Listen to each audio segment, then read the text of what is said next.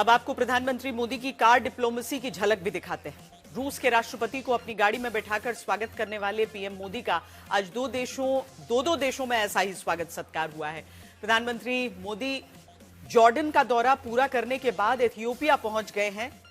राजधानी एडिस अबाबा के एयरपोर्ट पर इथियोपिया के पीएम अबी अहमद अली ने गले लगाकर जब पीएम का स्वागत किया। इथियोपिया के पीएम अहमद अली खुद कार चलाकर नरेंद्र मोदी को होटल ले गए। उन्होंने रास्ते में पीएम को साइंस म्यूजियम और मैत्री पार्क भी दिखाया। यह पीएम का पहला इथियोपिया दौरा है। वो यहां 2 दिन के राजकीय दौरे पर हैं। इथियोपिया की तरह जॉर्डन के क्राउन प्रिंस भी मोदी को अपनी गाड़ी में बैठाकर म्यूजियम ले गए थे। मोदी कल शाम जॉर्डन पहुंचे थे। इस दौरान उन्होंने जॉर्डन किंग अब्दुल्ला से मुलाकात की। दोनों देशों के बीच 5 अहम समझौते हुए हैं।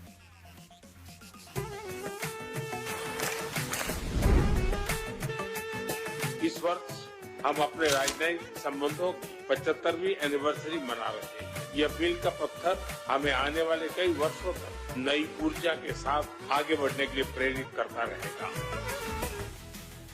पश्चिम एशिया में इस वक्त जबरदस्त उथल पुथल है, खासकर पाकिस्तान के लिहाज से, जिसने सऊदी अरब के साथ नेटो जैसा रक्षा समझौता करके मिडिल ईस्ट में नई चुनौती पेश कर दी।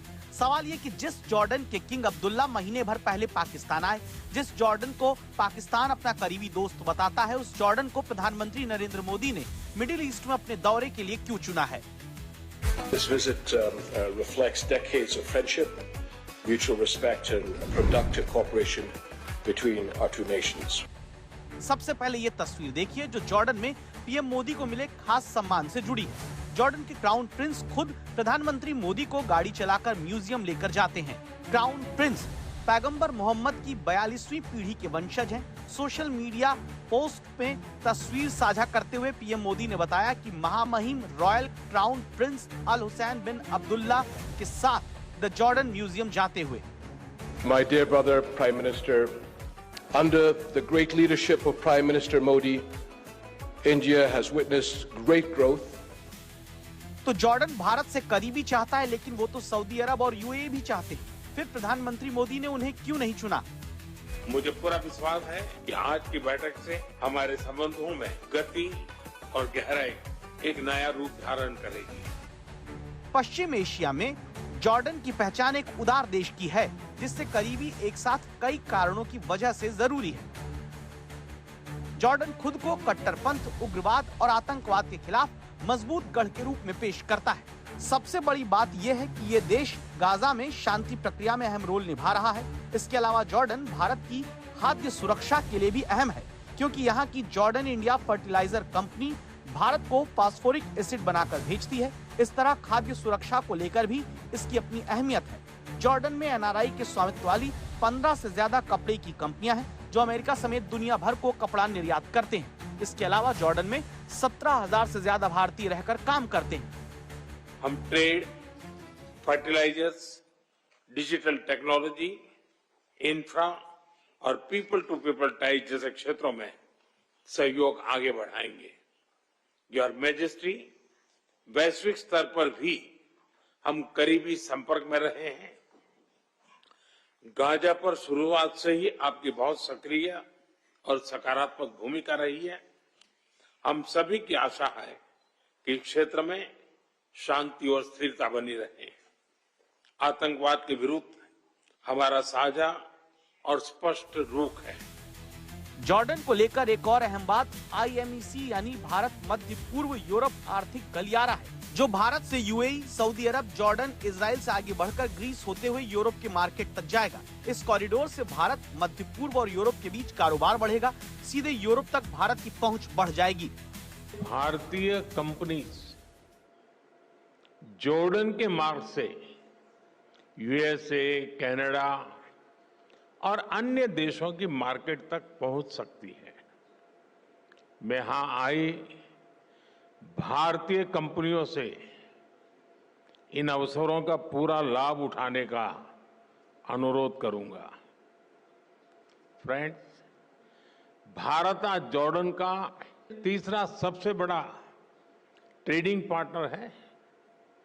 मैं जानता हूं कि बिजनेस की दुनिया में नंबर्स का महत्व होता है, लेकिन यहां हम सिर्फ नंबर्स गिनने नहीं आए, बल्कि हम लॉन्ग टर्म रिलेशनशिप बनाने आए हैं।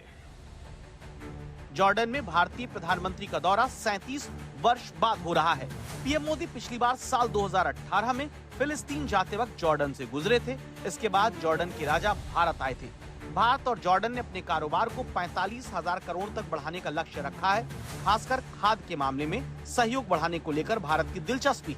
इस तरह सऊदी अरब और इजराइल के बीच का ये छोटा सा देश भारत के हिसाब से बड़ा अहम है। भारत थर्ड लार्जेस्ट इकोनॉमी की ओर तेजी से बढ़ रहा है।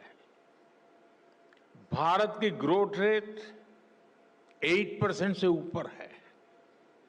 ये growth number productivity driven governance और इनोवेशन ड्रिवन पॉलिसीज का नतीजा है।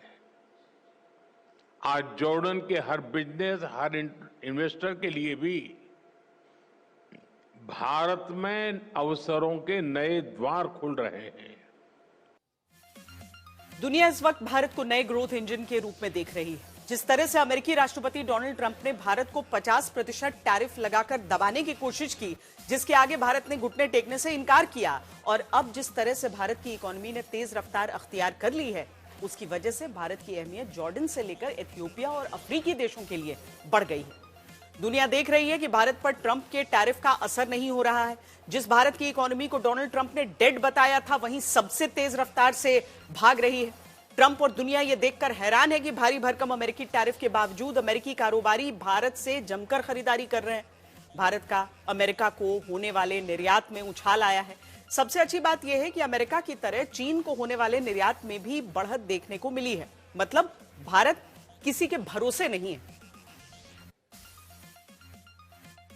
याद कीजिए, जब भारत पर अमेरिका ने रूस से तेल खरीदने की वजह से अतिरिक्त 25% टैरिफ लगाकर कुल टैरिफ को 50% तक पहुंचा दिया था, तब हमने मांग की थी कि सरकार अपने निर्यात को डाइवर्सिफाई करे, मतलब अमेरिका पर निर्भरता कम करे। आंकड़े बताते हैं कि भारत इसी रास्ते पर जा रहा है। इसी वजह से डोनाल्ड ट्रंप के टैरिफ की हवा निकल गई। नवंबर में अमेरिका को होने वाले निर्यात में 21% का इजाफा हुआ है। अमेरिका को होने वाला निर्यात $5.71 बिलियन से करीब $7 बिलियन हो गया है। माना जा रहा है कि जब भारत और अमेरिका में ट्रेड डील होगी तो अमेरिका को होने वाले निर्यात में और भी बढ़ोतरी संभव है। अमेरिका को खबरदार करने के लिए भी ये आंकड़े काफी होंगे।